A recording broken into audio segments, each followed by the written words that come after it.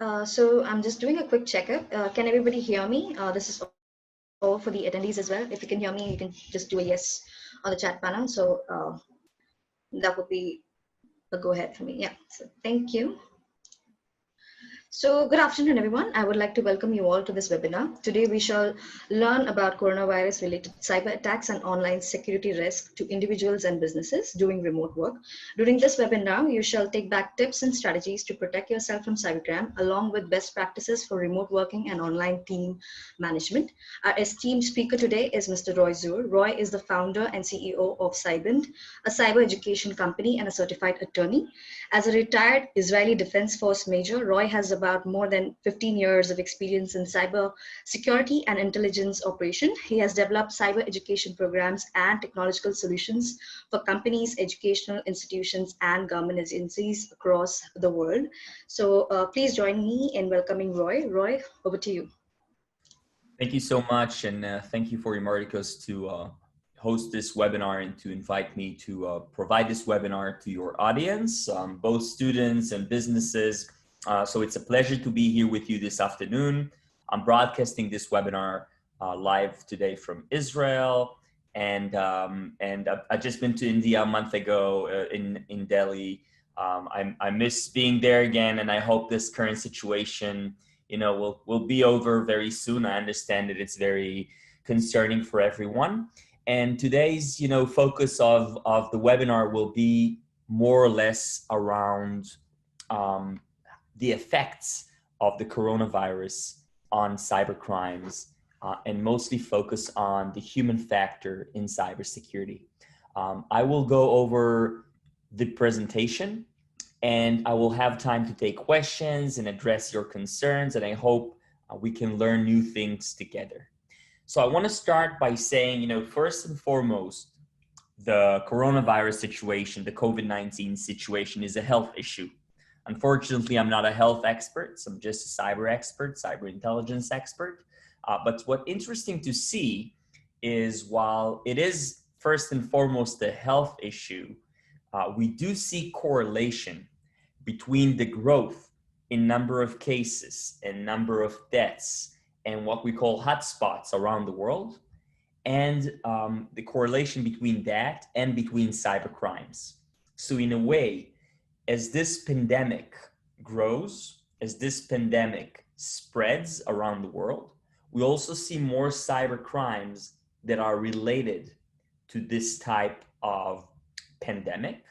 And we also see the cybercrimes kind of follow the process of hotspots around the world, meaning where we saw most of the cases in Southeast Asia and China, then the focus of cybercrimes were mostly there. And now as one of the main hotspots are in Europe and United States, we do see growth in the type of cybercrimes there as well.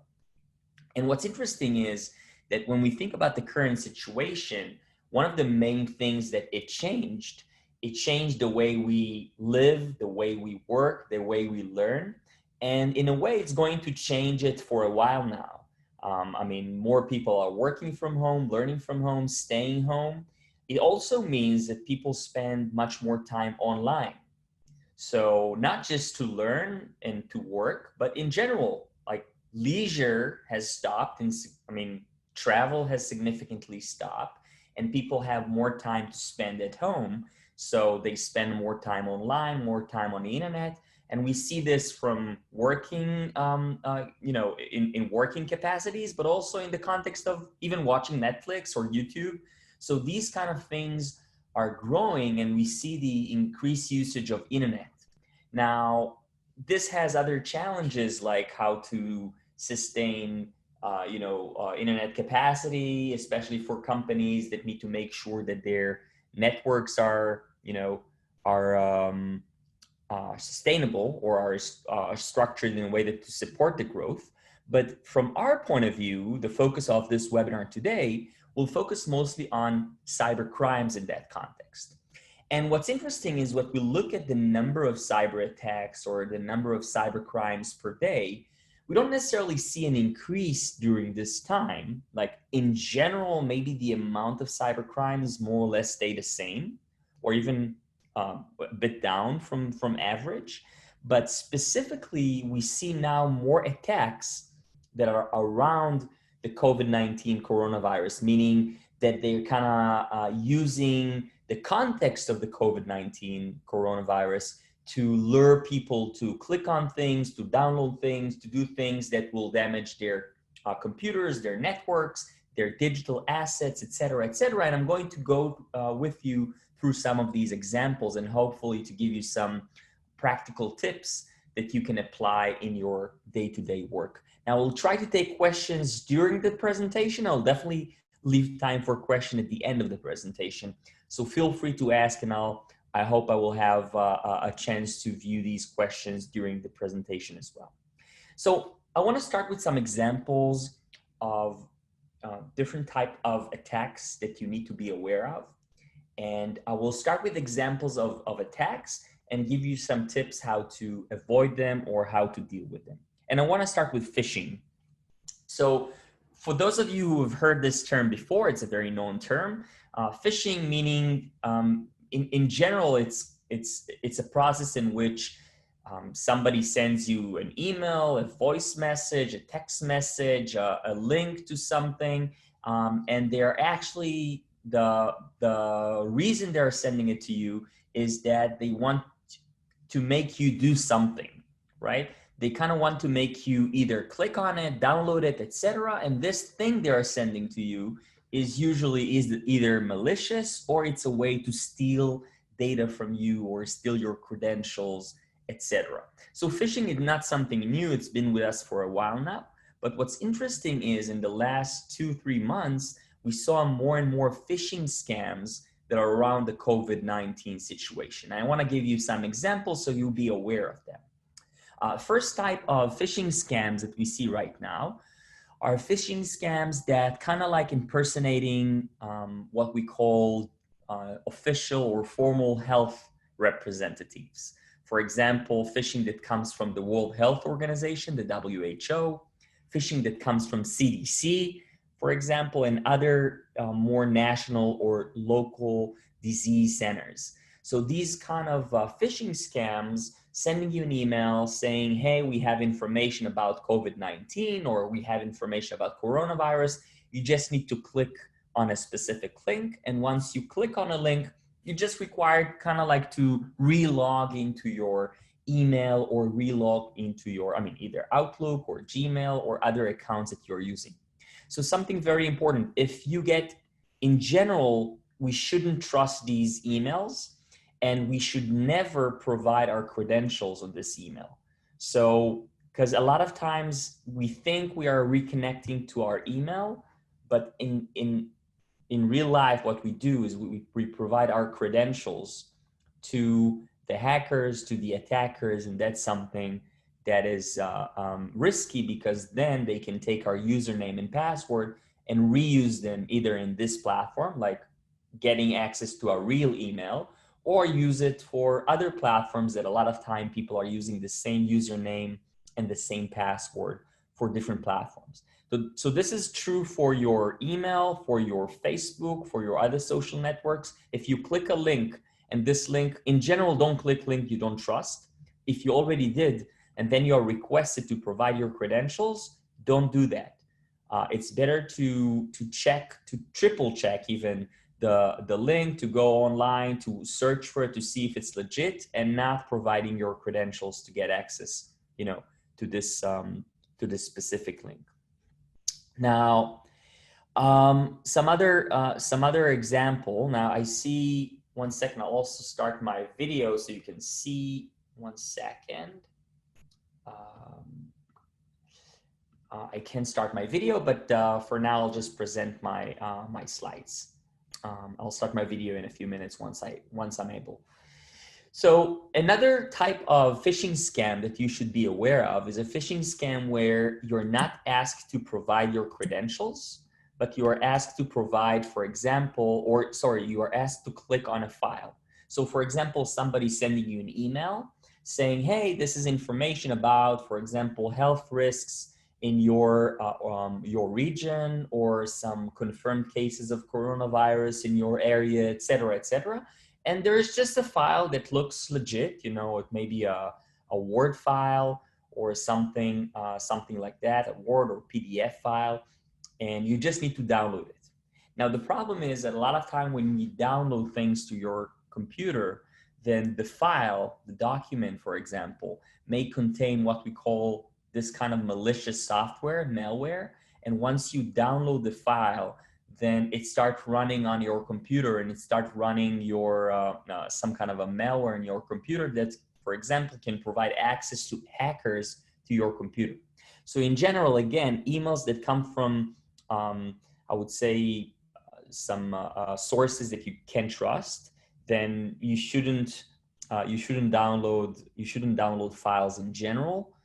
If you have to see what's in it, you can do the preview of the file. But in general, avoid from downloading files to your computer, especially now in the context of COVID-19 coronavirus, because a lot of these files are actually malicious and contain code or contain this malware that will damage your computer or that will enable hackers to get access to your computer. Now, sometimes you get emails that seems legit, that are actually from people you know, or you think they are from people you know. So this is a problem that we see that's growing in the last few months, especially around the COVID-19. For example, you get an email from your colleague, boss, employee, HR team saying, hey, these are some guidelines that the company applied, you know, during the coronavirus situation. Now, the thing is, a lot of times we see hackers that are impersonating people from your organization.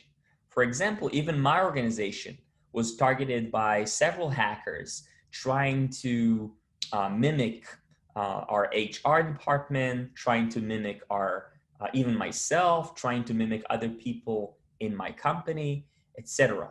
So it's really important that you are, if you're part of an organization, guide your organization to avoid, for example, responding or clicking or reacting to files that seems like they come from your organization by name, but actually they are not using the same, the same suffix, the same domain of the email, or something in the language, seems odd. You get an email that it sounds, a bit fishy. It doesn't really make sense. Doesn't seem like something that usually the organization send. So if something, looks suspicious, and if something doesn't come from your real email address or from a new email address that you didn't know, from a person you don't know, before you interact with the email, it's important to verify that it actually came from the relevant source, from the real source. So you can, before you click on something, download something, do something. And I have to say that this is something that we see growing significantly in the last few weeks around the world. And I will present in the presentation in a few minutes also some technical things that you can do from, I would say, from the back end, like what kind of rules you can define in your email server, etc., to prevent these phishing emails from even arrive to your computer. Now, another thing, a lot of times people are thinking that they're just not important enough. So, so they kind of think, well, I'm not that important. I won't be targeted as an individual. So probably there is no reason. So, there is no reason for me to worry about.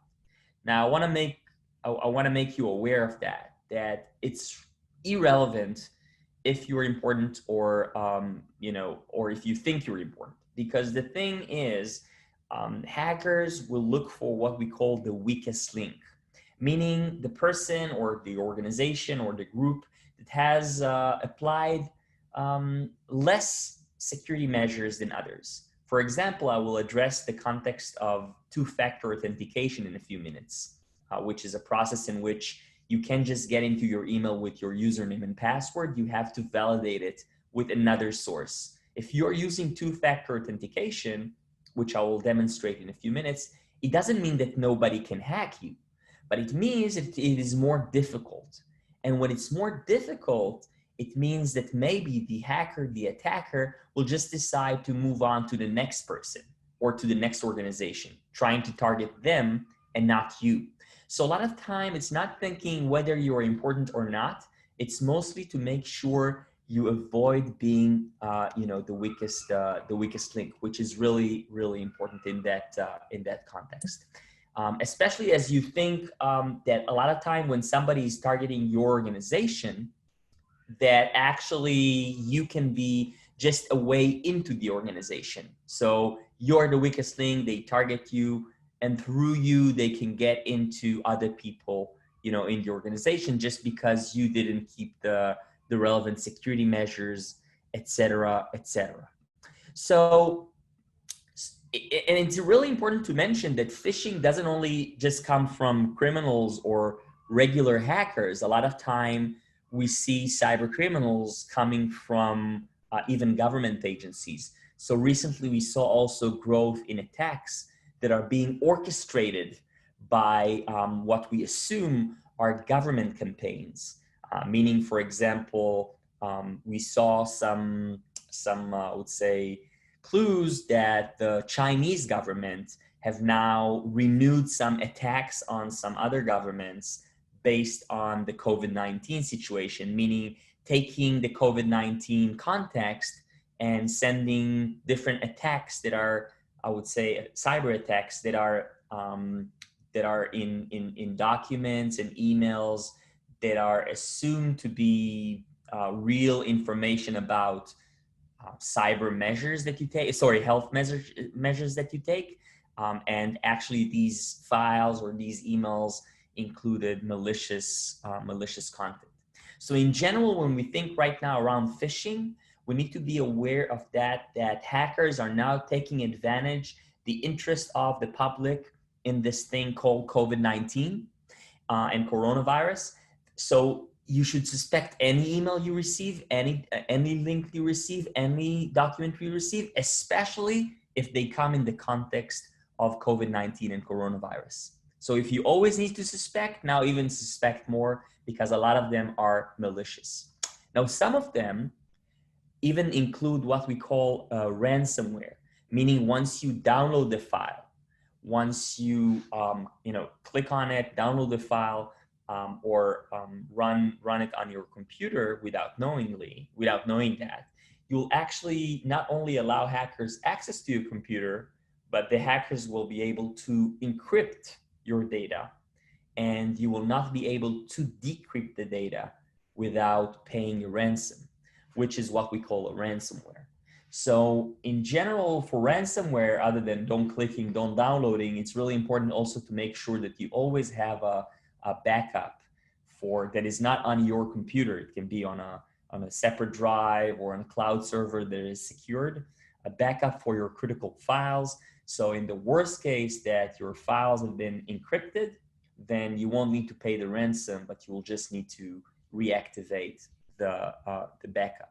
So these are kind of like basic tips that we always make sure that that people do backup that is in separate, I would say, drive, or in separate folder, or in separate access than their regular computer or their regular network, because otherwise even the backup may get infected with the malware.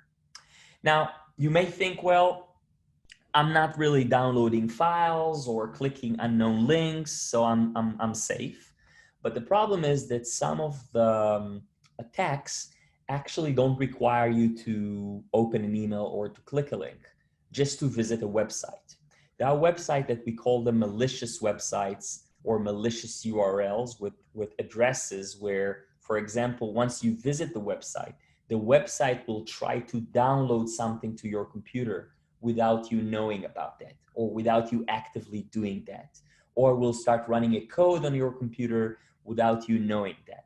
And there is a research from a few weeks ago that showed that since early or mid-February, we saw a significant growth in the number of domains, meaning like web addresses, that use the coronavirus, COVID-19 words. What's interesting, which makes sense because, it's a global trend, so a lot of people are now interested in starting websites around it. What's interesting is that we see that many of these websites are malicious. Not all of them, of course, maybe not even the majority of them, but it is much more likely that a website that has this COVID-19 coronavirus names in it is malicious, meaning that if you visit this website, then you might get infected. Again, your computer, your network may get infected, especially if you don't have relevant tools that protect your computer, if it's the relevant firewall, the relevant antivirus, anti-malware, etc. As an individual and as an organization. By the way, a lot of organizations have these tools, but now where their employees or their students work from home, learn from home, then not necessarily the same measures, the same security measures are applied on your personal devices. So you are more vulnerable for different types, for different types of attacks. So this is something that you should be aware of, meaning it's really better to, not to visit websites that you are not 100% trust. So it's better to visit the official, health websites or big news media websites, etc., that that you can trust. Now I see a question coming from someone. How can we identify these mails or these emails? So as I mentioned before, in phishing emails, what we can do is make sure that the address is correct, make sure the source is before, not just the name, because a lot of time they use a name that is not, that is not the right name with the specific address. So this is really something important. You can also view the source, the source of the email, meaning just there is something that's called view source, and you can actually see the real email that's behind it, because sometimes people will use what we call spoofing tools. The spoofing tools will allow them to send an email and it will look like it was sent from someone A, but actually the person is someone B. So you can always do view source of the email on Gmail, Outlook, and other servers and see actually what's the email address that attached, to the specific email. In general, don't download files to your computer. It's better to preview them if you need to before you decide if you want to download them or not. Definitely don't click on files and start running different programs, like files with suffix like .exe or other suffix that is, that is dangerous, etc. And I see another question: how to make sure that the website is safe to visit, which is a good question in the context of what I just presented. So first, you can apply different tools that are free.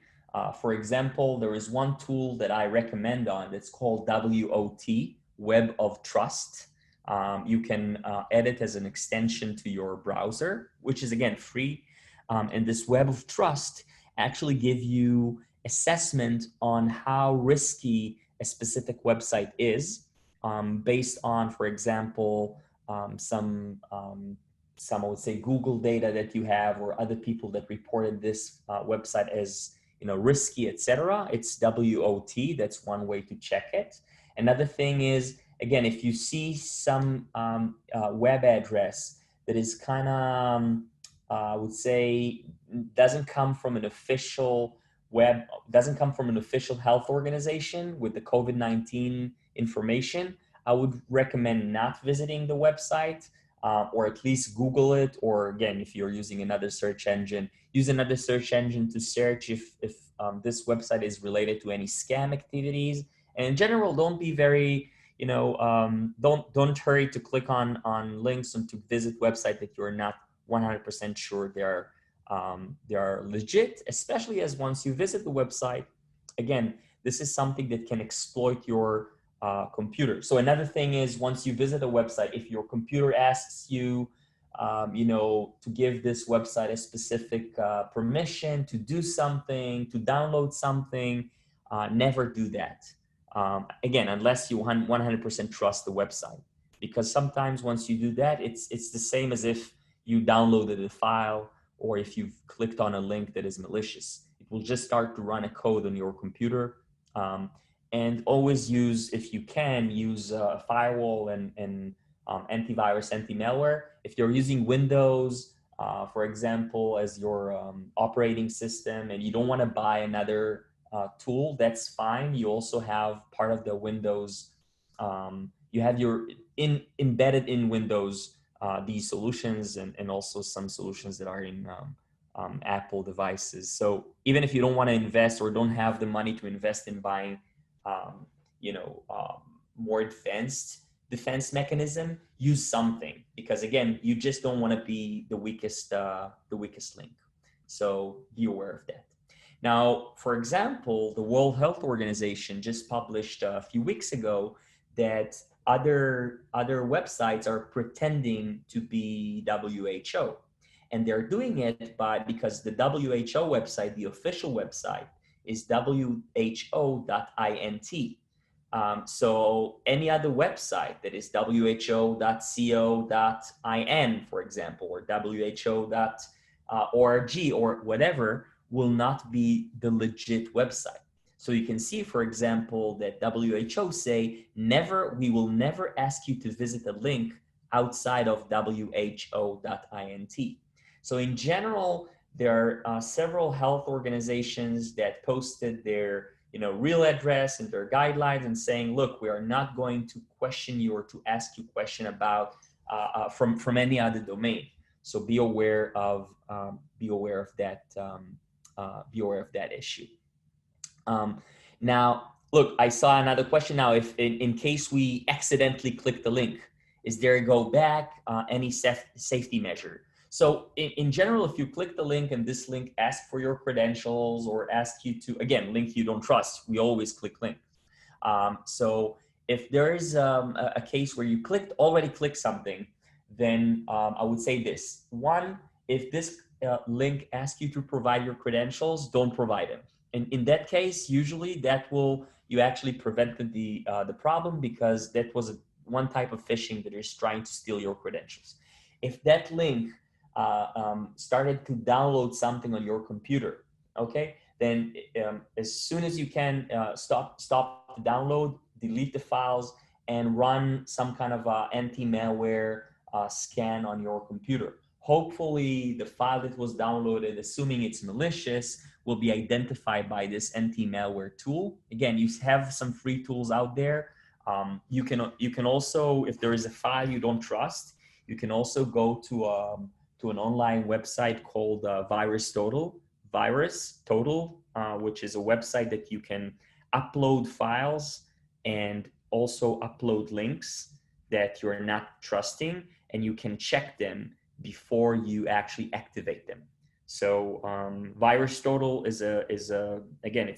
they have also a more, I would say, not free version, but in general, the free version of VirusTotal allow you to upload files and upload URLs and check them. And then even if you don't have your own antivirus or your advanced antivirus, it will check it with like 100+ different solutions and tell you if this is something that you can trust or can't trust. So this is really something that can help you. Now, I want to say a few things about work from home and learn from home, and this is something that I hope that will help you in that case. Oh, I see there are some other questions, so let's see if they are relevant to the topic. So I see one question: if we have to check authenticity of any mail or website, who should we do it without any app? So again, you can always, as I said, the World of Trust, WOT.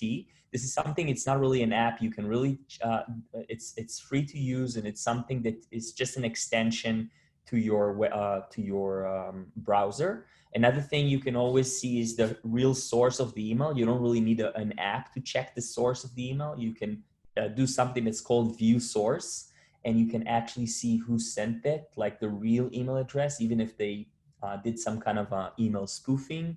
And in general, I would really highly recommend not clicking any link, but if you want to visit something, Google it or search it directly. and go from the real website and not necessarily from a link that somebody sent you, even if it's on Telegram or WhatsApp or something like that. So, there is another question here, what to do if a cyber attack on our device, how to save our data. So first and foremost, I always recommend having backup to your critical data in advance. If you don't have it, do it now or later today or this weekend, especially as some cyber attacks, once they happen, we can reverse them, unfortunately. Some attacks are like strong ransomware that encrypts your data. You don't want to be in a position where you really have to pay the ransom. Even if you have the money. So this is something that a good backup is always good. A good backup will be a separate backup from your computer, maybe on a cloud solution that is more secured, maybe on a separate hardware, separate device that you actually have like a like external disk, etc. And in general, use a strong firewall, antivirus, anti-malware. And if you're an organization with more resources, also apply things like endpoint security and other tools that I will address in a few minutes. So this is something that's really, really important. Now, I see a question about international body that you can report to in case you attacked by a cyber attack. I will address it. Later.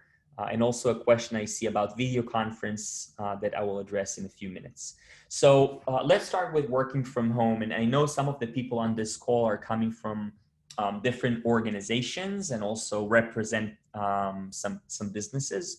So the problem of working from home and also learning from home is to find the right balance between what we call business continuity, meaning allowing businesses to keep working from home or students to keep learning from home, but at the same time, also make sure we keep some security standards. Because when people work from home and learn from home, it means that their organization, it can be the school or the business, they give them usually more access to apps and solutions that before they couldn't access. Maybe they could only access if they were at the company or at school. But right now they have more access rights, which is risky. Also, people are using their personal devices, meaning that their devices are less secured than official school lab, computer lab, or a specific computers in the business or in the network of the company. And also the fact that people have less interaction with each other. It makes them, it creates the tendency to click on things, to communicate with emails and with, would say, different types of reach outs that usually you wouldn't communicate with.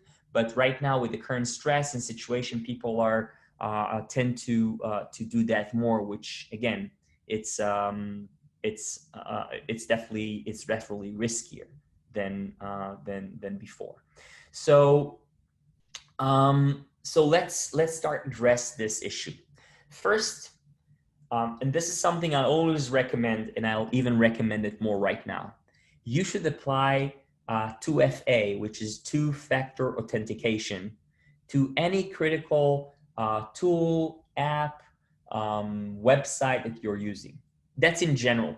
It means that if you're only using your username and password to access things like email, like social networks, like bank accounts, you're putting yourself at risk. You're putting yourself at risk because there is a high chance, really high chance, that your username and password have leaked. Not necessarily because somebody broke into your email and stole it. That's not the regular case. But maybe you provided your username and password in a specific website that got hacked, and you're not even aware that it got hacked. Like a website that you used a year ago or 2 years ago, and you use the same password, the same username that you always use, which is another mistake. And then people steal it from one website and try to use it for other websites. Or maybe you did click on a link and fall into a phishing scam and somebody stole your credentials. But if you use two-factor authentication, it means that your username and password are not enough to access the software, to access the app. It will also require you to approve it in another tool, for example, on your phone or another app. And once you apply two-factor authentication, it makes it much more difficult for hackers or for attackers to actually access your data. So be aware of that and try to apply two-factor authentication. Now, how do you do it? Usually for apps with good security, you will have this available in the settings. You just go to the settings and change it. Now, if you're an organization, if you represent in this webinar an organization, you should do it for the entire organization. Force the employees to apply or team members to apply two-factor authentication. Also, this is a time where, because a lot of people are working with their personal devices, you need to update. A lot of times you get this security update, or I don't know if you're using Windows or Mac, it tells you, hey, you need to update, we have a new version, update it. So a lot of us just do, okay, do it later, do it tomorrow, do it in a week. So we keep pushing it and pushing it. Now this updates, a lot of time these updates, they include security updates. It means that the company, let's say Microsoft Windows, identified that there is a security vulnerability, and they actually told you, you need to download it. You need to update the software because otherwise you're at risk. So you should update your software. You should make sure that if you're using, that you have on your computer or on your phone, which is like a hand computer, right, with smartphones. If you have apps, you update them.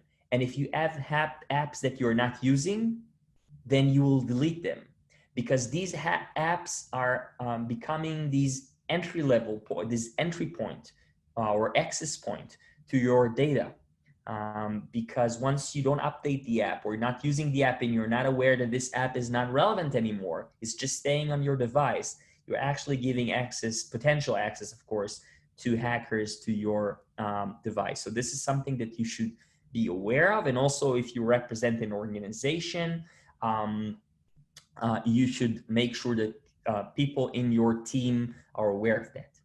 Now, another thing, as an organization, what I recommend, is make sure that your IT department, or if you're a small organization, make sure your network admin applies some rules that prevent phishing emails, meaning that prevent either emails that come from suspicious domains, or emails that impersonating people in your organizations, et cetera, et cetera.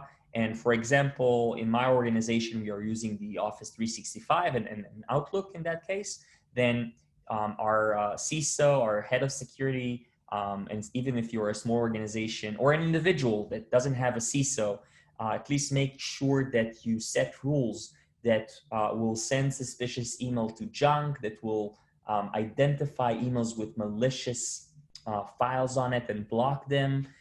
And this is something that will help your organization, again, if it's a school, if it's a business, if it's something else, to get less suspicious emails. So even if we don't trust that the users, that the employees, that the students will not click things. A lot of times they will not pay attention, do that, make a mistake. So try to prevent as much as possible in advance. Now I got a question about VPN. For example, there is a question here that organization has, firewall security, and if working from home using VPN is secured. So in general, VPN is what we call a virtual private network. So what a VPN does is that when you use your computer, when you go online, for example, you send data, you receive data.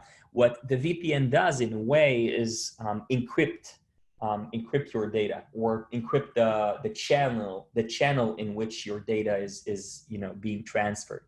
So in general, I do recommend using VPN, using virtual private network, especially if you're not connected to your regular network, like your company network, if that's a business, especially if employees are connecting from distance. In general, VPN is better than remote desktop, what we call. It's better to connect with a VPN in that case. And some VPNs are expensive, but most of them are either cheap or free. With free VPNs, always make sure that the VPN is also safe, because some VPNs are that are free are actually a scam. So before you download the VPN, read some reviews, search the name of the VPN with the word scam, just to see if this VPN is maybe by itself risky. But in general, you can trust the big VPNs out there. Some of them are free or have some, again, free versions that you can start using. A VPN will just make your internet traffic safer.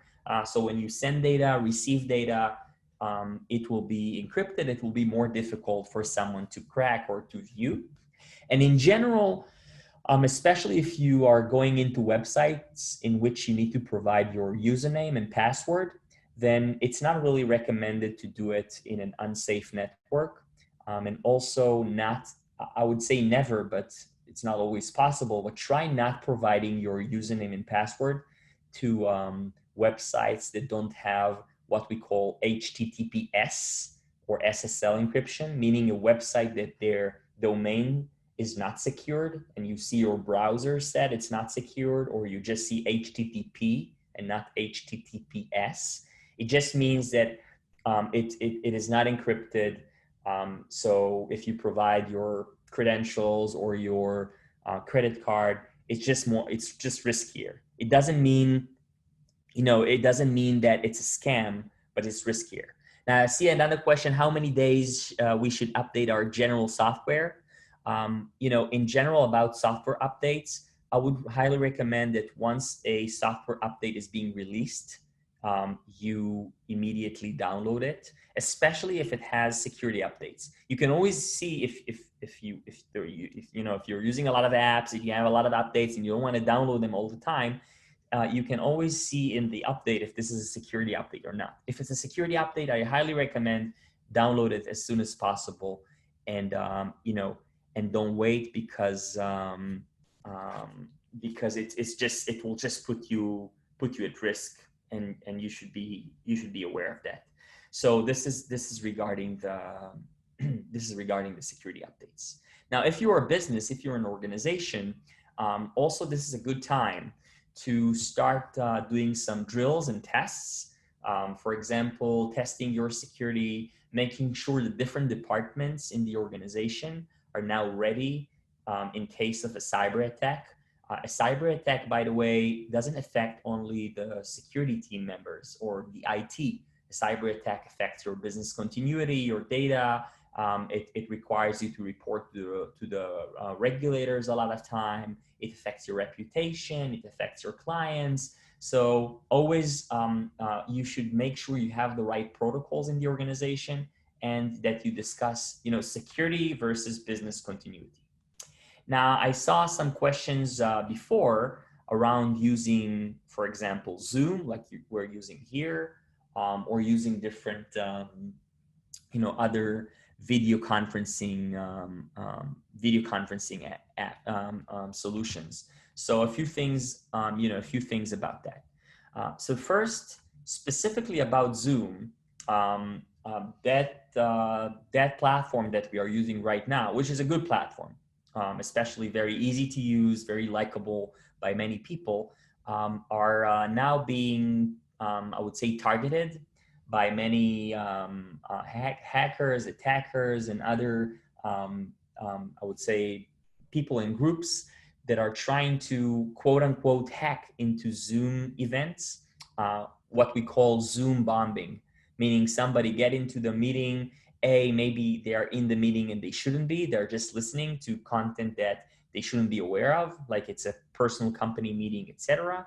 Or it's somebody who's getting into the meeting to ruin it, like to, I don't know, share some inappropriate materials during it, take control over the screen, show inappropriate things in the camera. And it happens more and more, specifically around Zoom. And Zoom was, got a lot of bad review for that. So a few things about that. Zoom released just a few days ago a new version. Make sure you download this new version. This new version has some security updates that allow you to have more control on your Zoom event. And in general, some general tips about Zoom, and then I'll address some other video conferencing tools. Make sure that the default of your Zoom event, if you are generating a Zoom event, make sure you're creating a random meeting ID and not using your personal meeting ID. Two, make sure you can actually control who joins. For example, either you apply it for sign in, you require people to sign and you can approve them in advance, or you can kick out people by allowing what we call this kind of waiting room, so people can get into the meeting before viewing the waiting room. You should make sure that other than the hosts and panelists, you don't give access to screen or to microphone or to video to other people. By preventing that, you will actually make sure that less people can damage your meeting. Once a meeting started and everyone joined, you can lock the meeting. Right now in the new Zoom option, they actually allow you to do it while you're in the Zoom session. So once the Zoom session started, if you're the host, you can lock the meeting and prevent other people from joining. Now I see a long question here: is it safe to use Zoom? Because there's a lot of news around that a lot of countries have stopped using it, etc. So I'll say this: look, every app has its risks. Specifically with Zoom, we saw in the last few weeks more and more complaints from I would say cybersecurity experts, but also privacy advocates, that there are some security and privacy issues. What I say is this: look, I'm not saying, my 2 cents, I'm not saying stop using Zoom, especially as Zoom is now addressing security issues much more seriously than before. They hired a new head of security, cybersecurity. They are changing their app, etc. They had several problems. Definitely, they had several problems, and that definitely affect also their stock. I mean, we saw their stock rising and then start falling a few days ago or weeks ago, where the security issues got worse. But in general, I wouldn't say that Zoom is not safe. I would just say that it has some flaws that allow people to take advantage of. So I think that if you or the host, make sure that before the meeting, you again don't allow everyone to get in. You use a password for a meeting. It's really recommended to use a password for a meeting, especially if it's a private meeting. And Zoom did change the default, meaning that right now you should, unless you disable it, you should have a password for the meeting. So these kind of things make it now less risky than before. And we need to remember, again, that's just my approach, that a lot of the companies that went against Zoom, including Microsoft and Google, they have competing apps. So, Microsoft have Teams, Google has Hangouts. So I'm not blaming anyone for anything, but just remember that sometimes there are different interests for why people bashing or going against a specific app. Specifically, I see that Zoom are doing more and more efforts right now to make sure that their app is safer. So don't stop using it if you like it. Just make sure you are activating as much security measures as possible.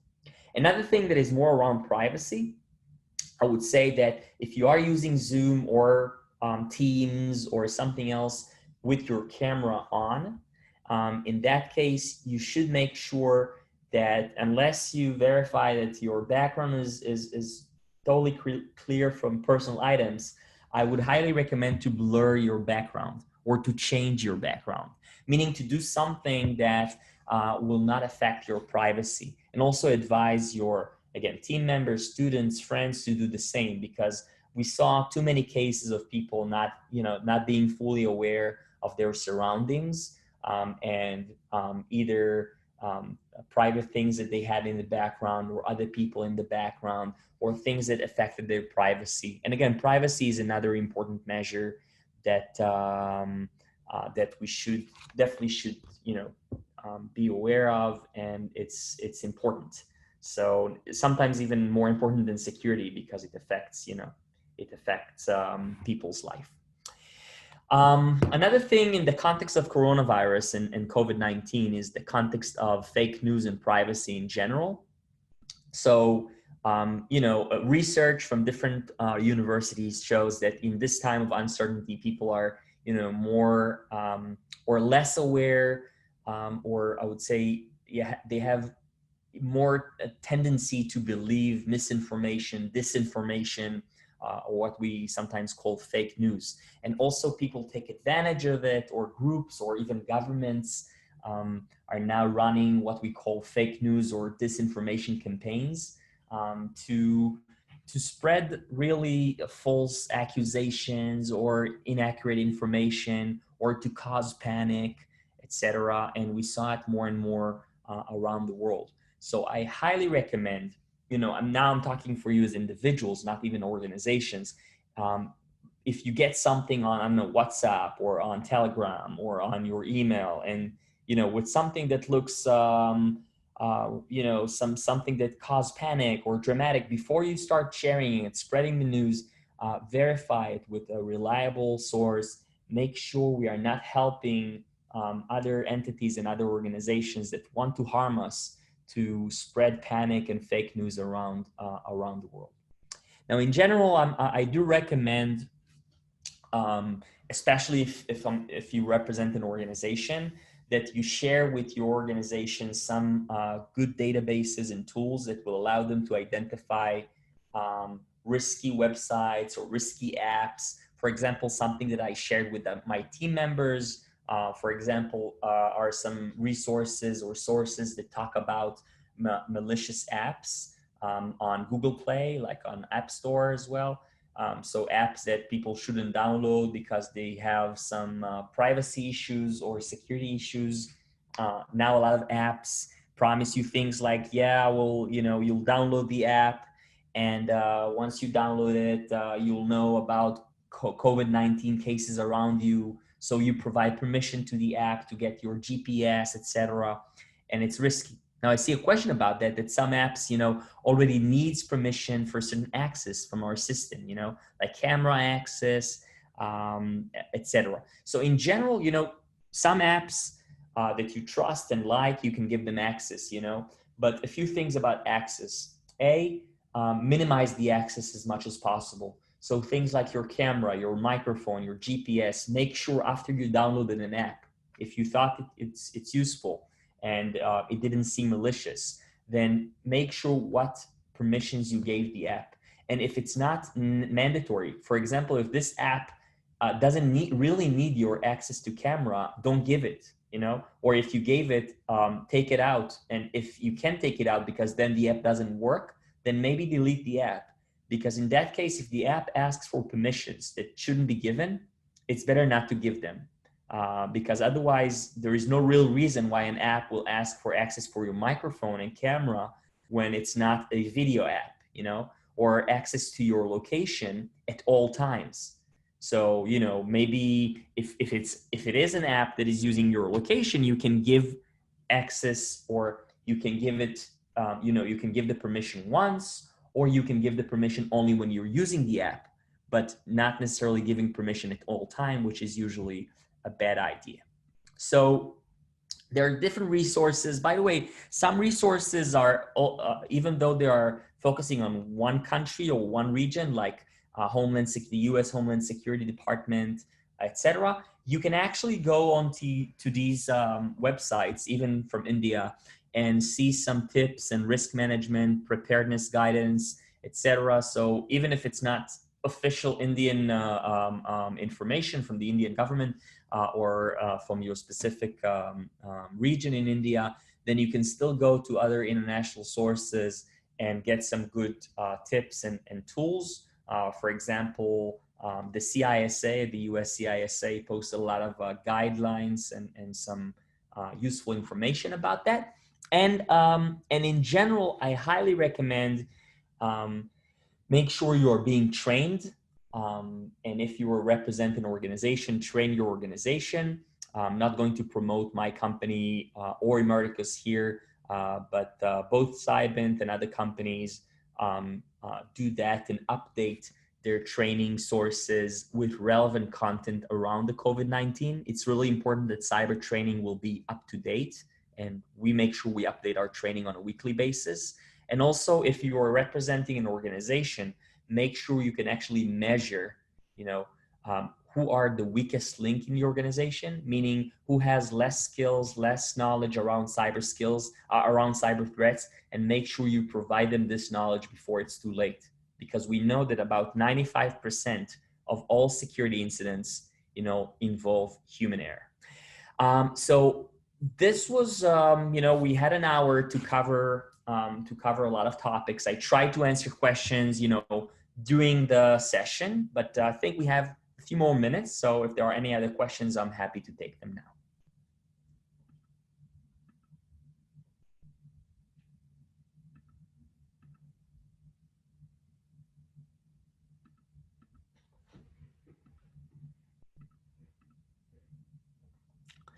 Okay, I see a question now: how to protect our physical devices like television, CCTV, etc., from cyber attack during this pandemic. So first, a lot of our physical devices are now what we call smart devices. So smart TV or CCTV, etc.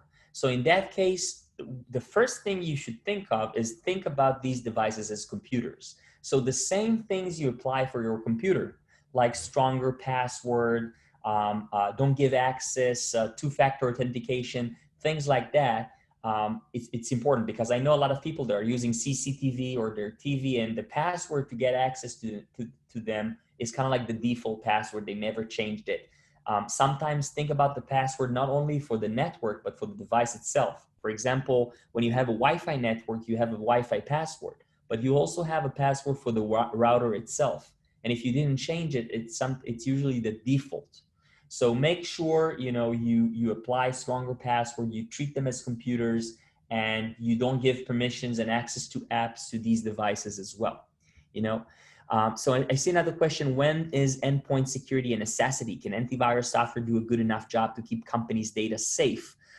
So for small, medium-sized company, usually a firewall, antivirus, some rules around anti-phishing, etc., is usually enough. Sometimes the endpoint security are more expensive. So I would say that it really depends how sensitive the data is and what kind of company you are. If you're more like a financial institution, etc., then probably you should apply other measures, because as more measures you apply, you will be safer. But at least start with the good antivirus firewall.